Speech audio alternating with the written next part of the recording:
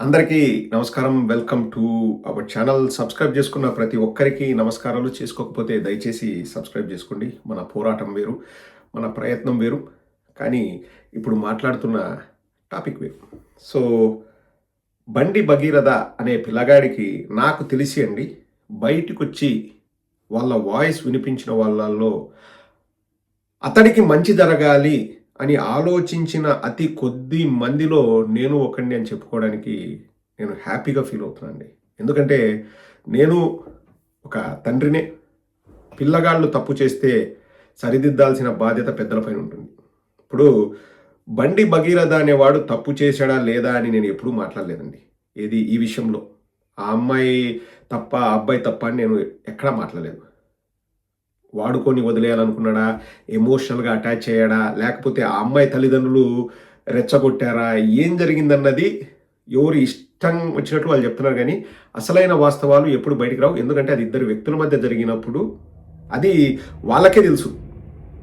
వాళ్ళ మైండ్లో ఏముందన్నది వాళ్ళకే తెలుసు. తర్వాత మనము చట్టాల ముందు ఏం మాట్లాడితే మనం శిక్ష తప్పించుకోగలం అనే ఉద్దేశంతో మనం మాట్లాడతాం. ఎవరైనా కానీ మానవ మాత్రులు, ఎవరైనా కానీ మనసులో ఒకటున్నా, లేకపోతే రియల్ ఇంటెన్షన్స్ ఒకటున్నా, చట్టం నుంచి ఎలా తప్పించుకోవాలనే విధంగానే లాయర్లు తర్ఫీదునిస్తారు. వాళ్ళు అలాగే కోర్టులో చెప్తారు.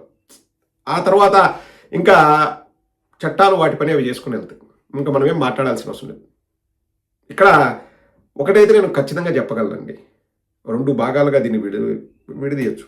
మొదటిది పేరెంటింగ్. అంటే మనం పిల్లల్ని ఎలా పెంచుతున్నాం అనేది చాలా చాలా ఇంపార్టెంట్. ఆ వయసులో, బండి భగీరథ వయసులో నాకు తెలిసి 10 మందిలో 4-5 పిల్లగాళ్ళు అట్లే ఉంటారు. తుంటరిగా ఉంటారు, అల్లరిగా ఉంటారు, ఏమైనా అల్లరి పనులు చేస్తారు. కాలేజీలో మెమరీస్ ఉంటాయి, కొట్టుకుంటాము, తిట్టుకుంటాము, ఇవన్నీ జరుగుతాయి.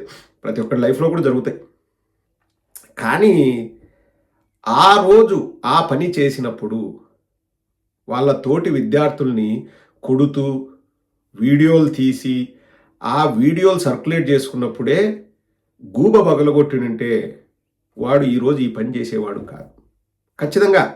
ఎందుకంటే ఒరే, మీ నాయనకు పవర్ ఉందనుకొని నువ్వేదో విర్రవీగుతున్నావేమో, నువ్వు కొడితే అందరు కొట్టించుకోవాలన్నారా, వాళ్ళు కొడితే నువ్వు తట్టుకోగలవా, మీ నాయన పవర్ ఉందని నువ్వు విచ్చలవిడిగా రెచ్చిపోవడం కాదురా నాయనా, నువ్వు కూడా కష్టపడి నీ కాళ్ళ మీద నువ్వు నిలబడి ఏదైనా తెచ్చుకోరా స్వామి అని చెప్పేసి వాళ్ళ నాయన ఆ రోజు వాడిని కొట్టినంటే, కొట్టాడేమో మనకు తెలియదు, లేకపోతే మందలించాడేమో మనకు తెలియదు, గూబ పగలు కొట్టినంటే ఈరోజు ఇట్లాంటి పనులు వాడు చేసేవాడు కాదు. ఆ వీడియోలు మాత్రమని నేను చెప్తున్నాను. ఈ సెలబ్రిటీ పిల్లలకు వాళ్ళకే చెప్తున్నా, మీరు సెలబ్రిటీ కొడుకులో కూతురులు అయితే మీరేం తోపులు తురుములు కాదు. మీకు మీరు నిరూపించుకోండి. మా నాయనకు పవర్ ఉంది కదా, నేను పోయి హీరోయిజం చూపిస్తా, వేరే వాళ్ళను కొడతా, ఆ వీడియోలు రికార్డ్ చేస్తా, బయట నేను ప్లే చేస్తా, నన్ను అందరూ హీరోగా పొగడాలా, నేను బైకుల్లో పోతుంటే వెనకాల బ్యాక్గ్రౌండ్ మ్యూజిక్ వేయాలా, నా గ్యాంగ్ అంతా తిరగాల, ఇవన్నీ అప్పటికప్పుడు బాగుంటాయి. మీరేం పైనుంచి ఊడిపడలే. పిల్లగాలకే చెప్తున్నా, తెలుసుకోండి. అసలు ఆ రోజు గన ఆ వీడియోలు అవన్నీ బయటకు రాకపోతే సమాజం అన్నది ఈ భగీరథ పైన ఒక ఒపీనియన్కి వచ్చేది కాదండి, వచ్చేది కాదు. కానీ వాళ్ళకు వాళ్ళే హీరోయిజం చూపించుకోవాలని బయట పెట్టుకొని ఎన్ని చేస్తే ఈరోజు ఆ పిల్లగాడు తప్పు చేసినా చేయకపోయినా ఆ పిల్లగాడి వైపే వీళ్ళని చూపిస్తున్నాయి. అఫ్కోర్స్ మీడియా గురించి వస్తుంది. నెక్స్ట్ 2 పాయింట్లు మాట్లాడుతున్నాం కదా. ఇప్పుడు వాళ్ళిద్దరి మధ్య ఏం జరిగింది, నేనైతే ఏ వీడియోలో కూడా మాట్లాడలేదండి. భగీరథదే తప్పు ఉంటుంది, లేకపోతే ఆ పిల్లదే తప్పు ఉంటుంది అనేది నేను మాట్లాడలేదు. నాకు తెలిసినా కూడా ఇప్పుడు ఏదైనా మనం మాట్లాడితే అది ఇంకొకరి పైన ప్రభావం చూపిస్తుంది కాబట్టి నేను మాట్లాడను. కానీ ఫస్ట్ డేనే లొంగిపోయి ఉంటే చట్టాలు చేసేవాళ్ళు చట్టాలకు గౌరవం ఇచ్చినట్టు ఉంటుంది, హుందాగా ఉండేది. ఇప్పుడు కోర్టు రిమాండ్ విధించింది 14 రోజులు. ఆ రోజు వచ్చినా అదే జరిగేది. కానీ మేము చట్టాలను గౌరవిస్తున్నాం కాబట్టి మేము వెంటనే లొంగిపోయామని చెప్తే రాజకీయంగా బాగుండేది. ఇప్పుడు ఒకటండి, తప్పు చేసినోడికి శిక్ష పడాలి. ఇప్పుడు శిక్ష పడేది ఎందుకు, ఆ తప్పు మళ్ళా చేయకోకుండా ఉండడానికి, వానికి తెలిసి రావాలి, వాడిని సన్మార్గంలో పెడదామని చెప్పేసి శిక్షలు వేస్తాడు. మళ్ళీ నేను ఒకటే చెప్తానండి, అతనికి శిక్ష పడుతుందా అంటే నాకు తెలియదు. కోర్టులు నిర్ణయిస్తాయి ఎవరిది తప్పు ఎవరిది రైట్ అని. మనమేం అత్యుత్సాహం ప్రదర్శించాల్సిన అవసరం లేదు. బట్ నేను ఆ అబ్బాయి పాయింట్ ఆఫ్ వ్యూలో నేను ఏం చెప్పానంటే, ఒకటి అప్పుడే ఫస్ట్ డేనే లొంగిపోతే వాళ్ళకు మంచిది, రాజకీయంగా మంచిది, చట్టాలను గౌరవించినట్టు ఉంటుంది. రెండోది, మనం ఎక్కడో సోషల్ మీడియాలో కాదు నిరూపించుకోవాల్సింది, మనం మంచి చేసామో లేదా ఆడిపోయి చేయాలి. ఈ విషయంలో మాత్రం నేను ఆ అబ్బాయి తప్ప నేను ఎక్కడ చెప్పలేదు, చెప్పను కూడా. ఎందుకంటే మనకు తెలిసింది కొంచెం, ఇప్పుడు నా ఒపీనియన్స్ వేరే వాళ్ళపైన రుద్దాల్సిన అవసరం లేదు. ఇప్పుడు ఈ విషయాన్ని నేను సోషల్ మీడియాలో పెడితే చాలామంది ఏం మాట్లాడుతుంటే అవినాష్ రెడ్డి మరి ఆ రోజు ఎందుకు దాక్కున్నాడు, సిబిఐ వాళ్ళు వస్తే అది. ఒరే అవినాష్ రెడ్డి ఎక్కడికి పారిపోలేదురా. అవినాష్ రెడ్డి కోర్టులను ఫేస్ చేశాడు. అవినాష్ రెడ్డి గారు చట్టపరంగా ఏం చేయాలో చేశారు, అక్కడే ఉన్నారు. వారేమి ఒక 9-10 రోజులు మాయం కాలే. గోరంట్ల మాధవ్కి ఏమైంది అంటారు.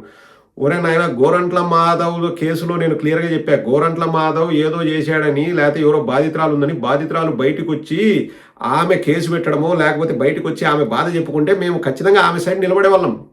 ఎక్కడ బాధితురాలు, ఎక్కడ అసలు బాధితురాలు ఉందా, అది మా ప్రశ్న. ఉండింటే మేము మాట్లాడేవాళ్ళం.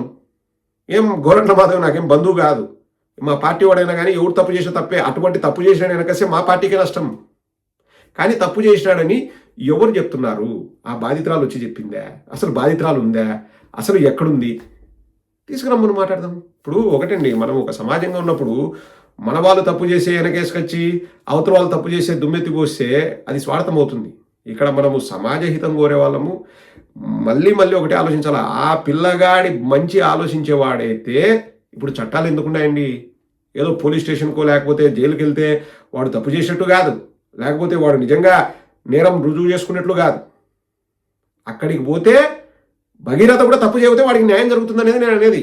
ఆ చట్టాలు చేసింది ఎవరు? రాజకీయ నాయకులే. దేనికోసం చేసినారు? న్యాయం గెలవాలి, మంచి గెలవాలి, చెడుకు శిక్ష పడాలనే చట్టాలు చేసింది. నేను చట్టాల దగ్గరికే పోను, నేను పారిపోతా అంటే నువ్వేదో తప్పు చేసినట్టు నువ్వే ఒప్పుకుంటానేట్టు అనేది నేను అన్నా ఆ రోజు. ఇక రెండవ వర్షన్కి వద్దాం. బాబా ఇంకా ఈ మీడియాలో చెప్తాను కదండి, వాళ్ళే హైకోర్టు, వాళ్ళే సుప్రీంకోర్టు, ఈ టాల్కమ్ పౌడర్ వంశీ, ఆ ఎస్ఎస్ లక్ష్మి, ఇటోళ్ళు వాళ్ళిద్దరు ఎగ్జాంపుల్ చెప్తున్నా. పుంకాలుగా ఆ అమ్మాయి మైనరా, అప్పుడే మందు కొట్టి అలవాటు ఉందా, ఒక దాంట్లో ఒక ఏజ్ ఉంది, ఇంకో దాంట్లో ఇంకొక ఏజ్ ఉంది, ఒక చోట 16 ఏళ్ళు ఉంది, ఒక చోట 21 ఏళ్ళు ఉంది. మగజాతిని ఇట్లా అన్యాయం చేస్తున్నారు, వాళ్ళు ఇట్లా చేస్తున్నారు, రాజకీయంగా ప్రేరేపితమైంది, దీంట్లో అది ఉంది, దాంట్లో ఇది ఉంది అన్నారు కదా. ఇప్పుడు కోర్టు రిమాండ్ విధించింది కదా, ఇంకా జడ్జిల గురించి మాట్లాడండి. దమ్ము ధైర్యం ఉంటే జడ్జిల గురించి, వాళ్ళ తీర్పు గురించి మాట్లాడండి. ఇప్పుడు మీ ప్రకారం బండి భగీరథ అమాయకుడైతే ఓకే, నేనేం దాని గురించి ఆర్గ్యూ చేయట్లే. ఇప్పుడు కోర్టులను కూడా తప్పని చెప్పండి. కోర్టులను తప్పంటే వీళ్ళని కూడా లోపలేస్తాం, ఆ భయం ఉంది కాబట్టి మాట్లాడు. కానీ బయట విచ్చలవిడిగా మాట్లాడతాం, మాకు స్వేచ్ఛ ఉంది. ఏమేమి జడ్జిమెంట్లు ఇస్తారండి ఇక్కడ. నాకు బాధ అనిపించింది ఏంటంటే, ఒక 20-22 ఏళ్ళలోడు ఒక 10,000 మంది ఫాలోవర్స్ ఉంటే వాడు కూడా సమాజానికి హితం చెప్పడానికి వాడు బయలుదేరినాడు.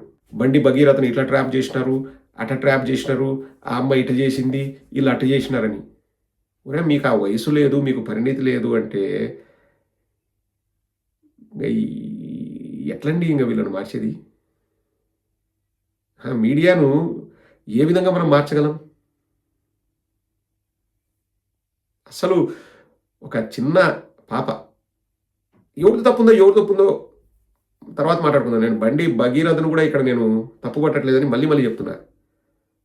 కానీ ఒక చిన్న పాప, ఆ అమ్మాయి మనిషే కదా.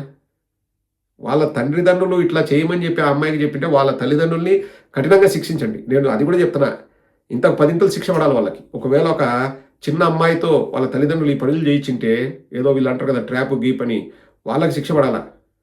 కానీ ఆ అమ్మాయి నిర్ణయాలు తీసుకునే శక్తి ఆ అమ్మాయి దగ్గర లేదు. ఆ అమ్మాయి ఇష్టపడిందా మనకు తెలియదు.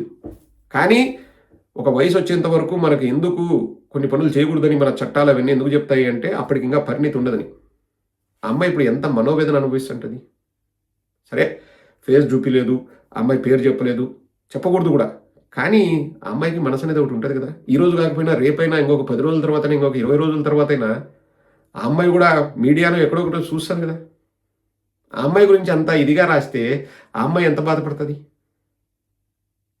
ఒక్కసారి ఈ డబ్బులకు అమ్ముడుపోయే మీడియానే అడుగుతున్నా, ఒక్కసారి మీ ఇంట్లో ఆడపిల్లలు ఉంటారు, అందరి ఇళ్ళలో ఆడపిల్లలు ఉంటారు. ఒకసారి ఆలోచించాలి కదా. అందరం మనుషులమే అండి. నిన్న ఒక తమిళ సినిమా హీరో, మన తెలుగతనే ఎడిటర్ మోహన్ కొడుకు జయం రవి అంటారు. అంటే ఇంకా ఒక సెలబ్రిటీ అది ఒక వార్త అయిందని చెప్పేసి మన డబ్బుల కోసం దానిపైన ఇష్టారీతిన వండి వారుద్దామంటే అతను వచ్చేసి కన్నింటి పర్యంతమై ఏడుస్తున్నాడు. 2 ఏళ్ల నుంచి నేను కామ్గా ఉంటే నేను ఏమి చేతగాని వాడిని అనుకున్నారా అని చెప్పేసి పాపం కళ్ళల్లో నీళ్లు పెట్టుకుని ఏడ్చినాడు. అంటే నేను ఇక్కడ చెప్పేది ఏంటంటే, అందరూ మనుషులే అండి, వాళ్ళకు మనసు ఉంటుంది, వాళ్ళు బాధపడతారు. నేను అందుకనే బండి భగీరథను కూడా నేను ఏమనట్లే. వాడు తప్పు చేశాడా అంటే అది కోర్టులు నిర్ణయిస్తాయి. కానీ నడవడిక కరెక్ట్గా ఉంటే వాడికే మంచిదని నేను చెప్పిన. ఆ పిల్ల ఎంత బాధపడుతుంటుంది? వీళ్ళ సెన్సేషనలిజం కోసం వీళ్ళు అమ్ముడు పోయి ఇంత దరిద్రంగా ఒక బాలిక గురించి రాయడం కరెక్టా అండి? తెలిసో తెలియకో తప్పు చేస్తారు. ఇప్పుడు భగీరథ కూడా తెలిసి చేశాడా, ఇంత జరుగుతుంది అనుకుంటే చేసిండడు ఏదో చేసింటారు. ఇష్టపడి చేశారా, లేకపోతే మళ్ళీ చెప్తున్నా కదండి, అది వాళ్ళ మైండ్లో ఏముందనేది మనం ఎట్లా చెప్పగలము? వాడు లేదు ఆ అమ్మాయిని వాడుకుందామని చేశాడా, ఇష్టపడి చేశాడా, ప్రేమించాడా, ఎమోషనల్గా చేశాడా, తర్వాత ప్రేమించిన తర్వాత తెలిసిందే, లేదు నన్ను వాడుకుంటున్నారని తెలిసిందే, అది వాడికే తెలుసు, ఎవరికి భగీరథకే తెలుసు, మనకు తెలియదు. కాబట్టి దాంట్లో మనం ఏమి అనాల్సిన అవసరం లేదు. కానీ ఇంత ఇదిగా దీన్ని ఒక కథా వస్తువు చేసుకొని డబ్బులు వస్తున్నాయి కదా అని చెప్పేసి ఇష్టారీతిన ప్రజలను నమ్మించడానికి చేయడం ఎంతవరకు కరెక్ట్ అండి? ఒకసారి ఆలోచించండి. తెలుగు ప్రజలే ఆ పిల్లవాడికి న్యాయం జరగాలని కోరుకున్నా, ఆ అమ్మాయికి న్యాయం జరగాలని కోరుకున్నా, తప్పు చేసిన వాళ్ళకి శిక్ష పడాలని కోరుకుంటున్నాం. ఇంకా ఇంతకంటే మనం ఏం కోరుకోలేం కదండి. కోర్టు పరిధిలో ఉంది, వాళ్ళు నిర్ణయాలు తీసుకుంటారు. చూద్దాం ఏం జరుగుతుందో.